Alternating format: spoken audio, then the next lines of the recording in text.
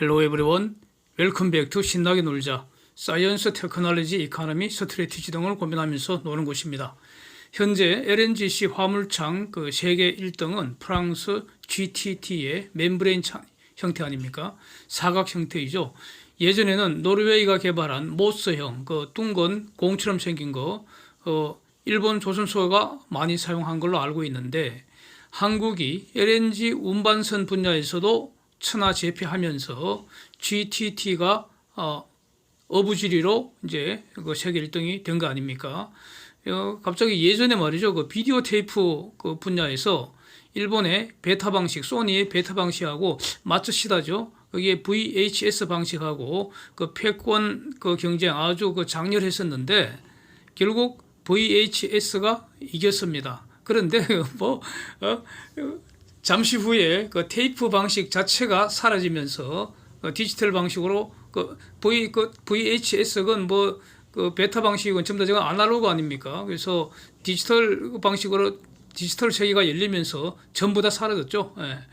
하여튼 우리 한국 조선업 덕분에 GTT가 이 회사가 파리 증시에 상장되어 있는데 주가 그래프 한번 보십시오.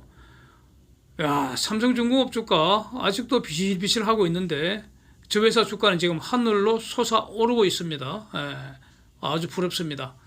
삼성중공업도 조만간 절이 되리라 이렇게 기대하고 있습니다. 한국이 LNGC를 건조를 하면은 건조 비용의 대략 5% 정도를 GTT에 로열티로 준다는 거 아닙니까? 그래서 로열티 비율이 한 척당 대략 한 100억 원 정도 된다는 겁니다. 연간 3천억 정도 해서 누적 3조 원이 넘는다, 이런 보도가 이게 나오고 있습니다. 앞으로 LNGC 건조 척수가 폭증할 것 같으니까 그래서 지금 GTT 주가가 연일 폭등세 보이는 거 아니겠습니까? 그리고 작년에 수익도 사상 최고치였다는 보도를 읽은 기억이 있습니다. 한국도 당연히 화물창 국산화하고 있습니다. 그냥 있으면 안 되겠죠. 2004년부터 10년간 연구비 일단 197억 원 당시에 투입을 해서 가스공사하고 조선 3사, 그 다음에 정부 지원금 이렇게 투입을 해서 국산 화물창 KC1을 개발을 했죠. 그래서 2007년에 국가 핵심 기술로 지정을 했었습니다. 이 기술을 KC LNG 텍이라는 개발 회사를 별도로 설립하면서 여기에 다 출자를 했습니다.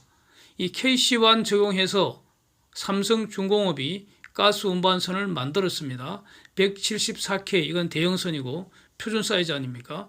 7.5K, 조그마한 것도 하나 만들었고, 그래서 2018년 2월과 3월에 SK 세렌티라는 배, SK 스피카라는 배, 이렇게 174K 대형선 두 척을 인도를 했습니다. 배 사진 한번 보십시오. 아주 대단한 배인데, SK 해운이 처음 운항하면서 바로 결병 현상이 발견이 됐다는 겁니다. 하자 발견됐다는 거죠. 그래서 바로 수리를 시작해서 이 수리가 한 척은 작년 말, 또 한 척은 22년 초, 금년 초에 수리가 끝나고 운항을 재개할 것 같다, 이런 보도가 작년 9월에 있었습니다. 작은 배, 이 7.5K짜리는 이제 174K가 하자했다는 내용을 미리 알아서, 그래서 아예 이걸 수리를 해서 인도를 했습니다. 2019년에 인도를 했습니다. 그래서 이거는 지금 국내에서 운항하고 있는데, 제주 LNG 단지, 애월에 있는 LNG 단지하고 통영 이런데 내륙의 LNG 단지를 오고 가면서 LNG 성공적으로 배달하는 중이라고 합니다. 2년간 130여 회 싣고 내리고 아무런 문제 없이 운행 중이라는 겁니다. 그래서 사실상 한국형 화물창은 지금 개발이 됐다, 이렇게 평가하는 게 맞을 것 같습니다. 대형선에 있던 것도 수리가 끝났다, 이렇게 지금 보도가 되고 있기 때문입니다. 그 다음에 작은 배, 이거는 제가 기억에도 작년 언젠가 어떤 다큐 프로에서 저 배가 삼척에서 LNG를 싣고 애월까지 가서 하역하는 어떤 다큐 프로인데, 그걸 아주 재미있게 본 기억이 지금 남아 있습니다. 그다음에 이제 이 대형배에 있던 KC1을 수리를 하면서 바로 이것의 업그레이드인 KC2 개발을 시작을 했다는 겁니다. 자, 기존 주주사인 가스공사, 삼성, 현대, 대우가 유상증자해서 150억 원 모으고 22년 말까지 연구기간 30개월 투입해서 연구비 104억 원이 투입된 이 가운데 38.8억 원이 정부 지원금입니다. 그러니까 KC2 프로젝트도 국책 연구개발 사업입니다. 이게 금년 상반기 중에 상품화 완료할 것 같다, 이런 보도가 작년 9월에 있었습니다. 이 말은 곧 발표가 대기하고 있을 거다, 이런 의미 아니겠습니까? 조만간 발표 난다고 봐야 할 것 같습니다. 이건 모델이 4개인 것 같습니다. KC1의 업그레이드인 KC2A가 있고요. 여기에다가 삼성, 현대, 대우가 각자 자기 기술을 추가 적용해서 KC2B, KC2C, KC2D 이렇게 모델을 4개로 이렇게 업그레이드 하는 것 같습니다. 그러니까 조선 3사가 각각 자기 고유 모델이다, 우리 게 최고다 이러면서 이제 장사를 하겠죠, 뭐. 예. 그래서 이 KLT라는 이 개발회사 부산에 있는데 홈페이지에 가서 내용을 좀 꼼꼼히 봤습니다. 근데 상당히 매력적으로 저는 이렇게 평가를 하게 됐습니다. 한국, 미국, EU 등 6개국에 40개 특허 보유하고 있다. 주요 성급 승인 다 받았고 2015년도에 이미 탄소 포집 저장하고 테스팅하는 기술까지 확보했다고 일단 자랑을 하고 있습니다. KC2의 개선 내용을 잘 제시를 하고 있는데 제가 보기에는, 제가 이해하기로는 이 화물창의 핵심 기능이 2가지 아닐까 싶습니다. 우선 화물창 내부는 영하 163도씨를 유지를 해야지 액체 상태로 배달이 되는데 외부 기온은 최고 40도씨 이상으로 갈 수도 있잖아요. 그래서 내외 온도차가 심하면 200도씨 이상이 될 수가 있습니다. 열은 고온에서 저온으로 저절로 전달이 됩니다. 이걸 막으려면 아주 특별한 기술이 필요하죠. 그게 이제 단열시키는 것인데 이 단열 기술로 1차 방벽하고 2차 방벽 사이에 이제 단열재 집어넣는데 KC1에서는 PUF를 사용을 했는데 KC2에서는 RPUF를 사용한다는 겁니다. 이거 지금 만든 회사가 한국카본도 있고 또 다른 회사 하나 더 있죠.